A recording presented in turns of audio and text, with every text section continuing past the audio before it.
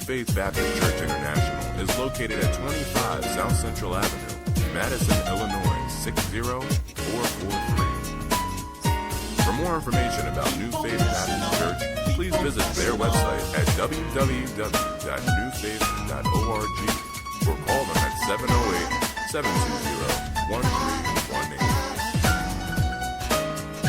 708-720-1318. Welcome back to the Let's Stay Together Talk Show.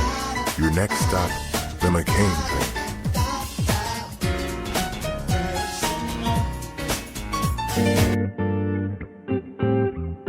You are now returning to the Let's Stay Together Talk Show. Welcome back. Welcome. I hope you enjoyed that word. You know, the Let's Stay Together show is a religious show. We're having a lot of fun here, but we always want to give God the glory. And so you heard an awesome message from Dr. Felder and talking about you shall walk in divine purpose. And so I want you all to know that in your marriage, you can walk in divine purpose. You can spice it up. You can make your relationship have some flavor. And you can do that in the name of Jesus. That's my sermon for the day. You can catch me. No.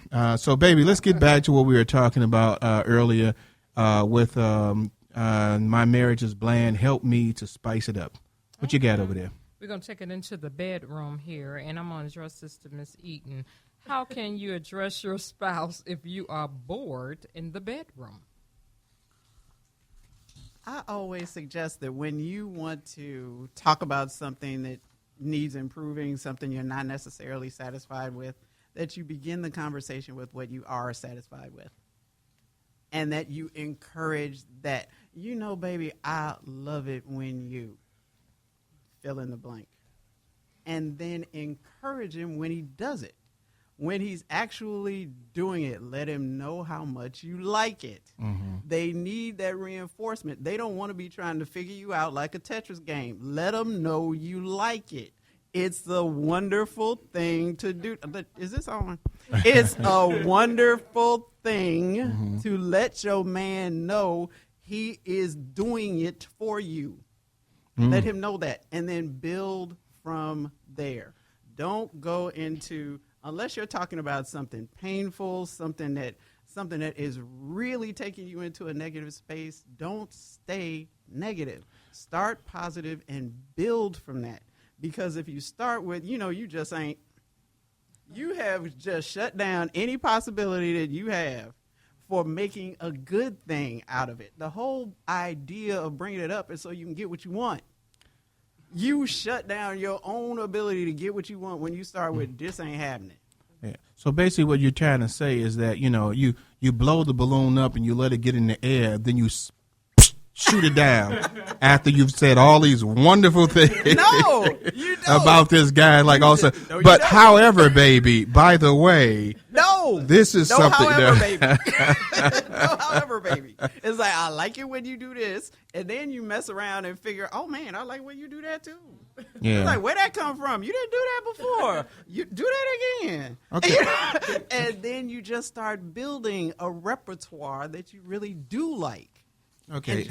Anybody else want to jump into that conversation? Y'all ain't afraid. Don't be scared. Anybody? So what was that question again, real quick, baby? Heck, if I know, I was trying to be schooled over here. I'm like, really? Okay. How can you address your spouse if you are bored in the bedroom? Go on, Rob. You grab the mic. I was just waiting to hear the question again. But I think being upfront and honest about it, and possibly bringing it up in a relaxed environment too. You probably don't want to bring it up in the heat of an argument. You probably don't want to bring it up after a long day's work. Probably when you're both relaxed and can talk about something face-to-face with cooler heads, cooler minds is probably the best time to bring those issues up. Yeah. Probably right after sex, saying, hey, this didn't work and this, that, and the other, probably not a great time. So I can guarantee it's yeah.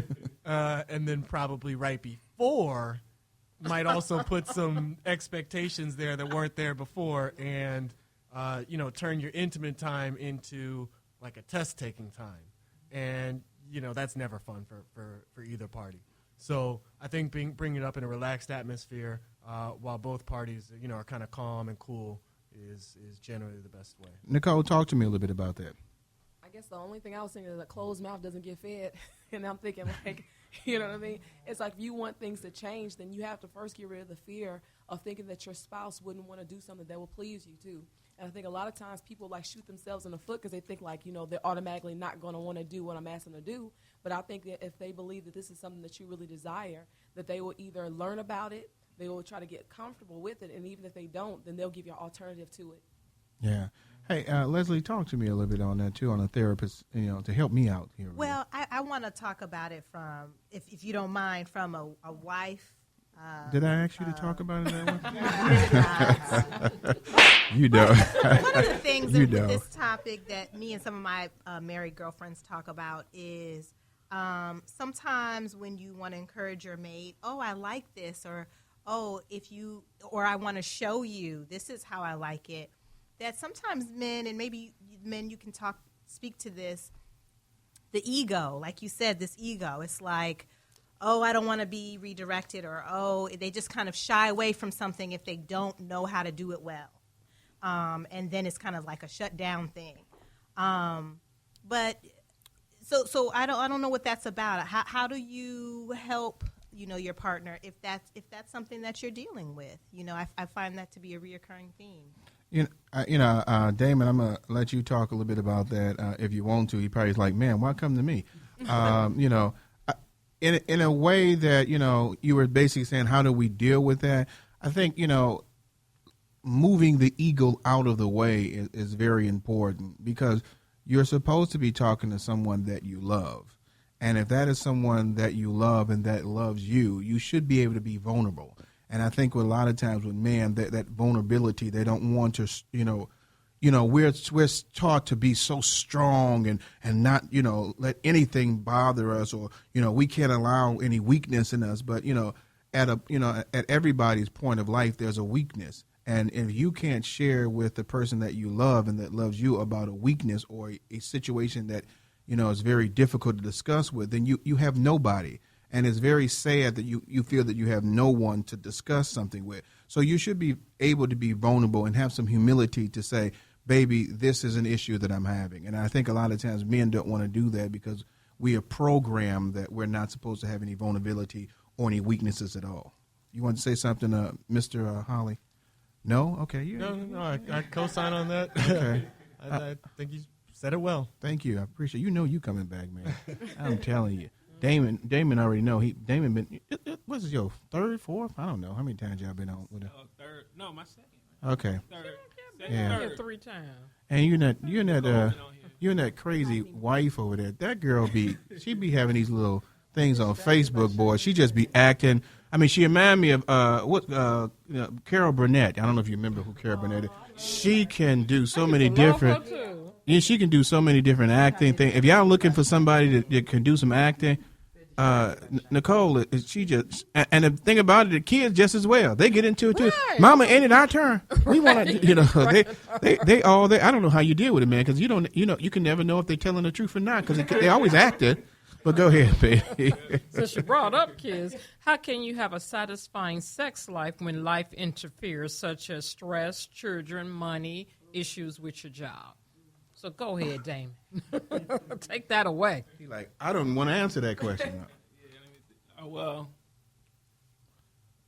I would say, those are definitely the things that make it a challenge.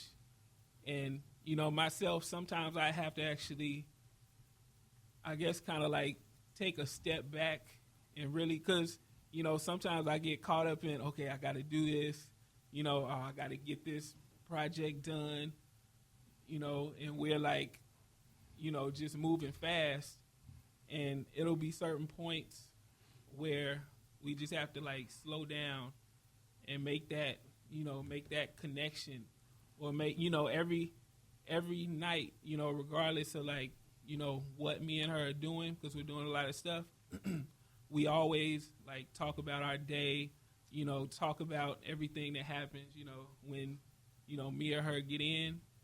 And so let me ask you this: how you deal with the kids there, though? So now and you Nicole done figured out that you're a little bit antsy, so she already said what she does, and now the kids are there. You know, how do you handle that? Yeah, I mean, they old enough now. I mean, our bedroom door got a lock on it. Okay. So you know, that's what, you know, Netflix, you know, DVDs. Right, you know, watch this. You know, watch one of those. Mommy and you know, Daddy has to help Mommy with something. Right now. We have a husband-wife project that we have to work on. You know, and, you know that's and you know and it you know, it's a lot of times it can be very difficult for some people when they have young kids, Leslie, that they don't know necessarily how to respond when the kids are there, because you know sometimes, you know, Damon, this probably never happened to you all, but the kids, boom, boom, boom, boom, Mommy, what y'all doing in there? You know, you knocking on the door, and it's like, you know, that knock can cause some conflict. Go away. You know, and you know, I'm going to try to be as clean as I can as a minister, but that knock can stop some things. Right. And so, how do you deal with that process? You know, that you know you want to spice up your relationship, but you have some kids that can cause some interference. Right. It's important. I think again, if you have a healthy marriage, your kids are going to, in turn, be healthy and be happy. Whatever you guys do and produce is going to reflect in your children. So letting your children know that Mommy and Daddy need quality time, that Mommy and Daddy need this time together, that you guys are a united front, that you guys are a team, is not an issue. You should let your kids know that. You should let your kids know that Mommy and Daddy need time for Mommy and Daddy to be alone, to spend time together. And kids will see that, and it'll be a good thing for them. I see a lot of couples that come in when they have children, and they're still sleeping in the bed. These kids are 5, 6, 7, and they're still in the bed, you know, and it just completely ruins a marriage. It's important to remember that your partner is, you know, your best friend. You know, your children, you know, are a product of being with your best friend. Exactly, a product of being with your best friend. But really, if you are taking care of each other, everything that comes from that will be positive and be healthy. So that is the priority. And just to piggyback off my wife's comments too, I think also we don't need to know she's your wife. Go ahead. I think it's also important to know that, you know, inevitably sometimes will come up when, you know, the children may interrupt something that's going on. I think it's important for, you know, husbands and wives to not just let that be the end of it. Now, granted, you know, you need to make a conscious effort to say, hey, this happened, you know, the diapers need changing, kids were crying, something, you know, somebody knocked something over, but we're going to get back to this in a little bit and follow up on that. Yeah. Because, you know. Rob put a little bass in that voice. Yes, he said, this is an authority voice. We going to follow up on this now. Some things need to be handled. Yeah. So it's important to, you know, and I think your partner will respond in positive because, you know, they know that you were committed to going that extra mile. So, okay, then. Go to that question that I wanted to make sure we talked about. So many. Which one? No, you know the one. Okay, let me focus. We did the board. Oh, the main sexual position? Yeah, we were talking about that. Okay, is it wrong to have one main sexual position, even if it's the best way for both parties to enjoy a satisfying sex life? And I'm posing this to Eden. I would not counsel that it was wrong. What I would suggest is that you just add to it. There's no reason not to do it. If both of you are satisfied with it, you enjoy doing it, there's no reason to ever take anything off the table that you all mutually enjoy.